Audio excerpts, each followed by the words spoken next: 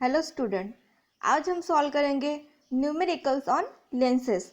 आज जो हम न्यूमेरिकल सॉल्व करने वाले हैं वो 10th क्लास के न्यूमेरिकल्स है फ्रॉम स्टेट बोर्ड। सबसे पहले हमें न्यूमेरिकल सॉल्व करने से पहले उसके कुछ रूल्स है, वो रूल्स को ही फॉलो करके हम न्यूमेरिकल सॉल्व करेंगे। सबसे पहली बात, according to the Cartesian sign convention the optical centre O is taken to be the origin. Cartesian sign convention के अनुसार हमें ऑप्टिकल सेंटर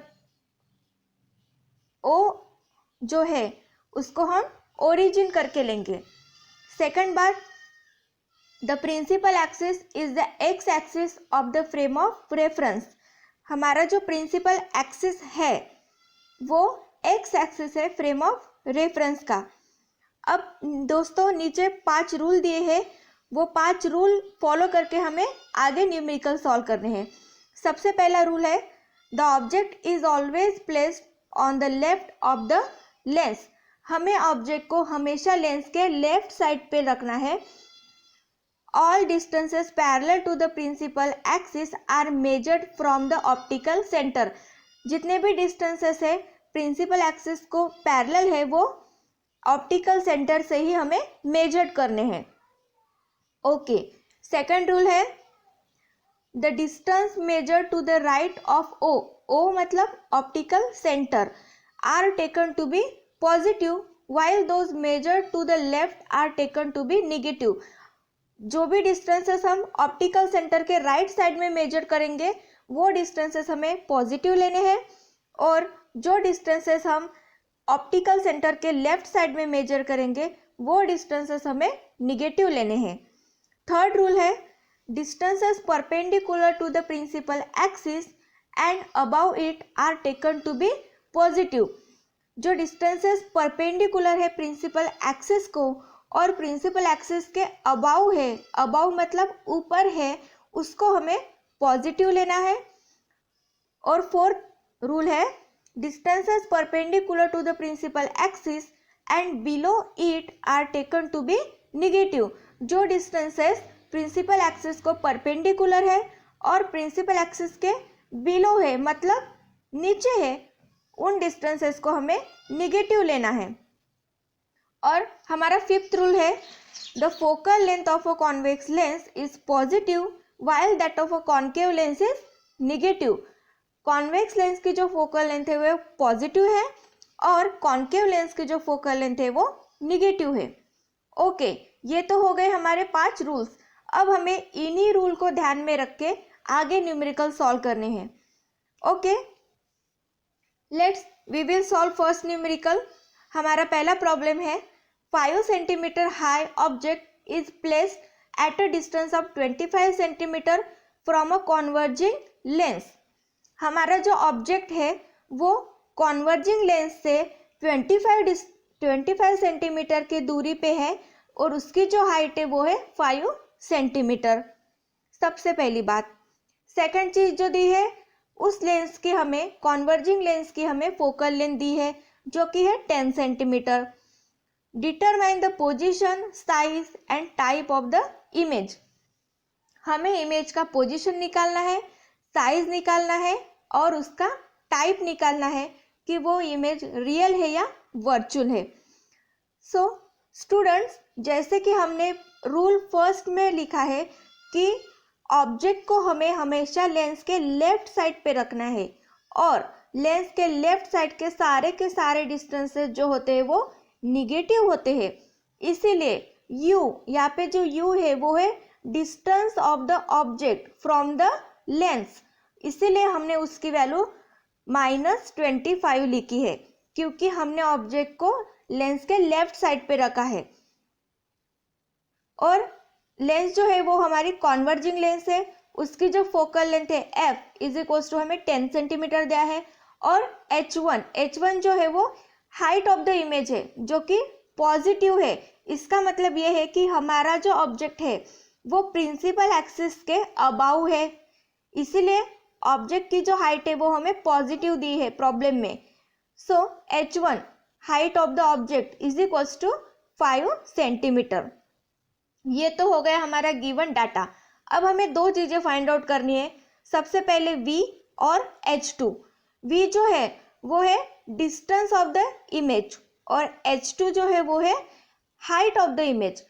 v और H2 फाइंड आउट करने के बाद हमें तीनों चीज़ें मिल जाएंगी। हमें इमेज की पोजीशन पता चल जाएगी, इमेज का साइज पता चल जाएगा और इमेज का टाइप पता चल जाएगा।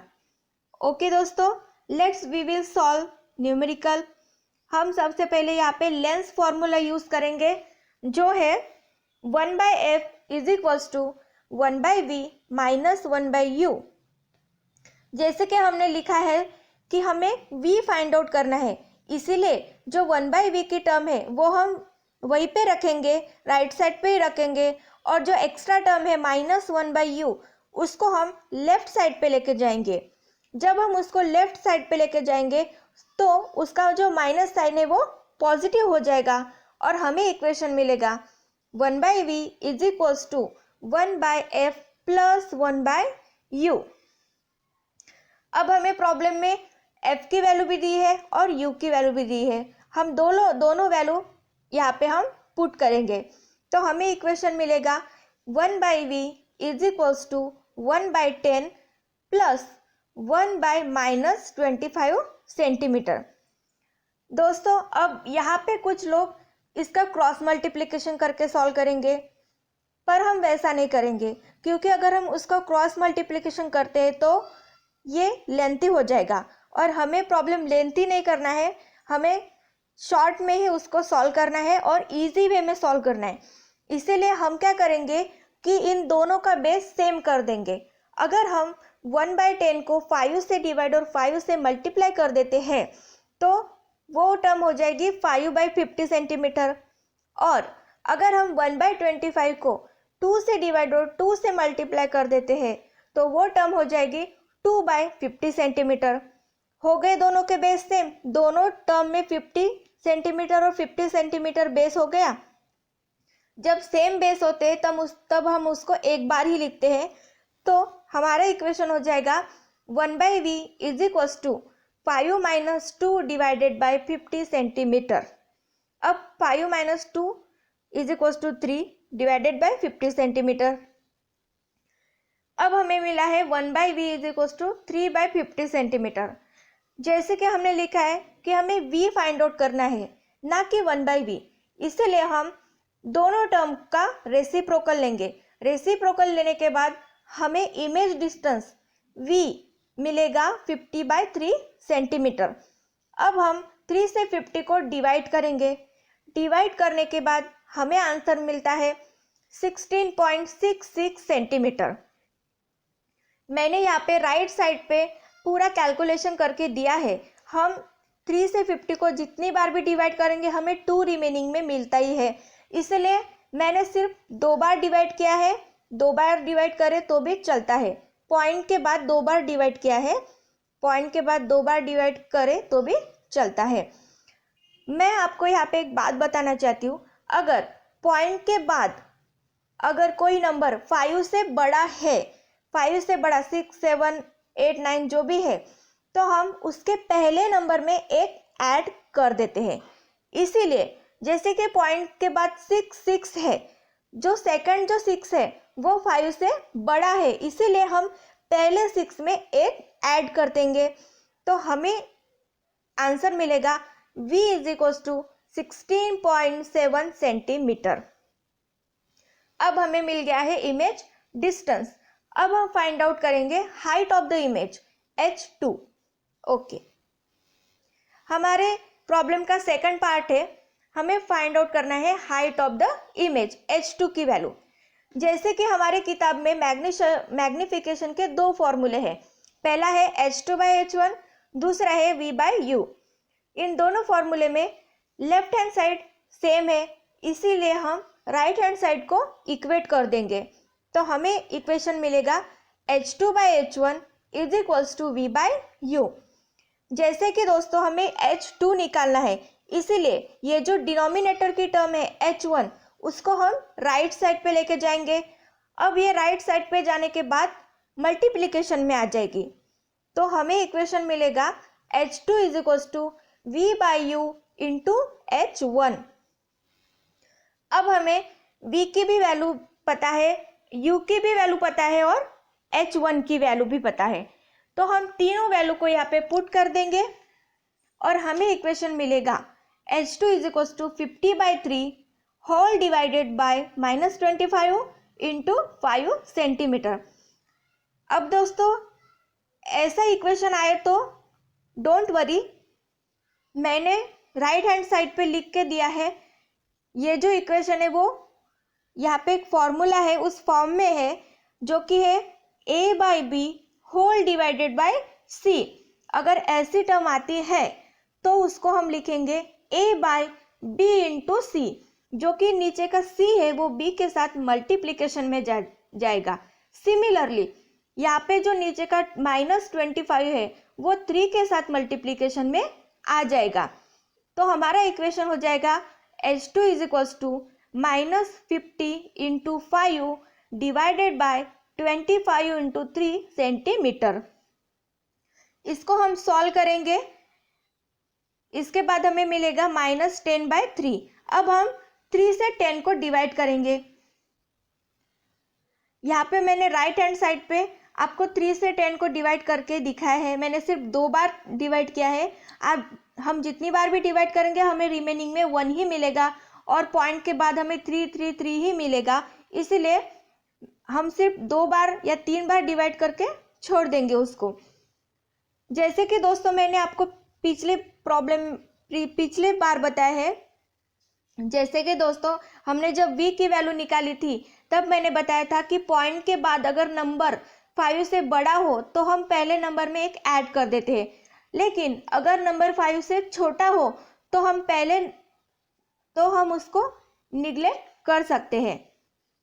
सो हमने यहाँ से 2 3 को निगलेक्ट कर दिया है, तो हमारा आंसर हो गया H2 is equal to -3.3 centimetre.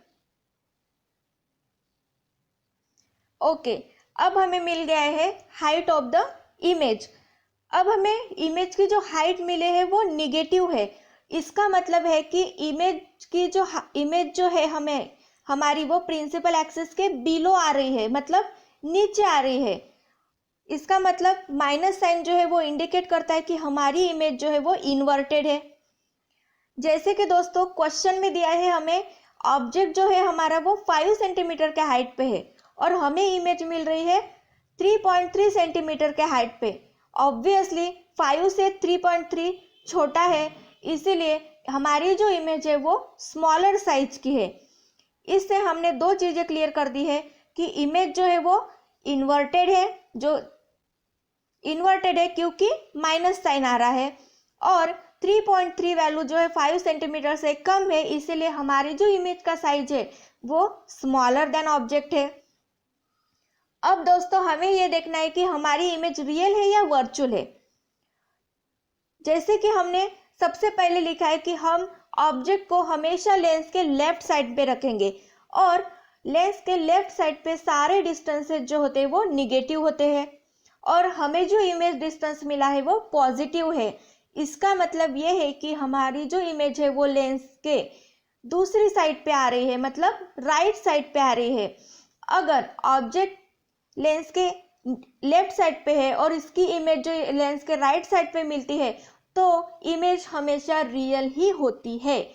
सो हमारी इमेज रियल है। सो इन दोनों चीज़ों से V और H2 से हमें तीनों चीज़ें मिल गई है। हमें मिल गया है कि हमारी जो इमेज है वो रियल है, इन्वर्टेड है और स्मॉलर साइज की है, ऑब्जेक्ट से स्मॉलर है। आई होप आपको समझ में आ गया होगा। Thank you. अगर आपको मेरा वीडियो पसंद आए तो मेरे चैनल को सब्सक्राइब ज़रूर कीजिएगा। ओके, अब हम नेक्स्ट प्रॉब्लम सॉल्व करेंगे। सेकंड प्रॉब्लम,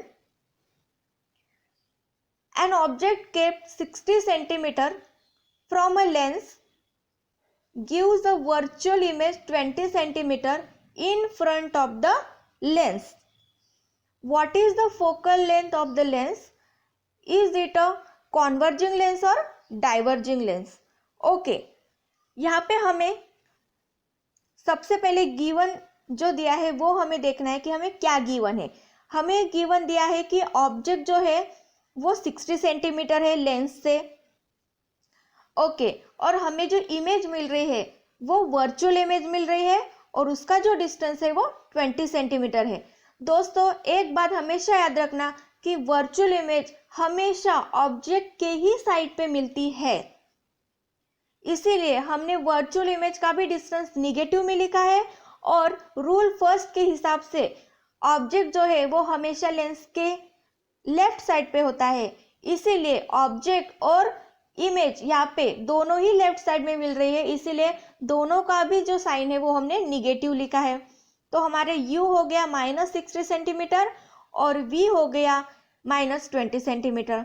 अब हमें यहाँ पे दो चीज़ें निकालनी है, पहली तो लेंस की फोकल लेंथ निकालनी है और दूसरी बात फोकल लेंथ से हमें पता चल जाएगा कि लेंस कॉन्वर्जिंग है या डाइवर्जिंग है।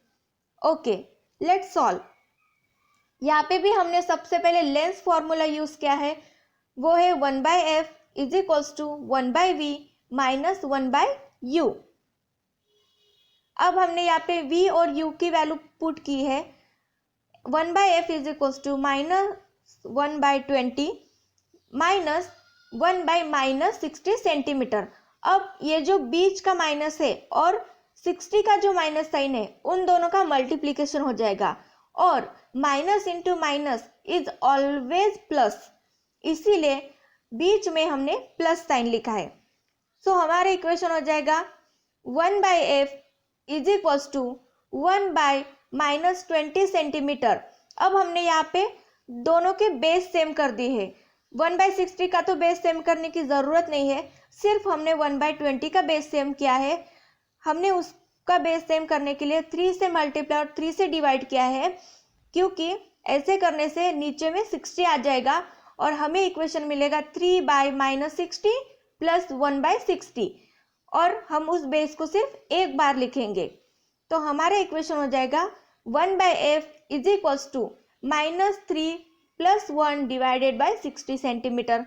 अब -3 + 1 होता है -2, -2 से 60 को डिवाइड करते हैं तो हमें मिलेगा -1/30।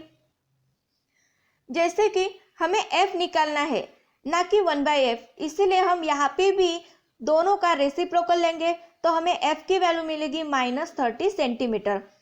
सो दोस्तों यहाँ पे हमें फोकल लेंथ मिली है जो कि है -30 सेंटीमीटर और हमने रूल में पढ़ा है कि कॉन्केव लेंस की जो फोकल लेंथ होती है वो माइनस होती है और हम कॉन्केव लेंस को डाइवर्जिंग लेंस भी कहते हैं, इसीलिए फोकल लेंथ निगेटिव है, इसीलिए हमारी जो लेंस है वो डाइवर्जिंग लेंस है। I hope you understand the way I am teaching. Thank you for watching my video. अगर आपको मेरा वीडियो पसंद आए तो मेरे चैनल को सब्सक्राइब ज़रूर कीजिएगा। Thank you so much.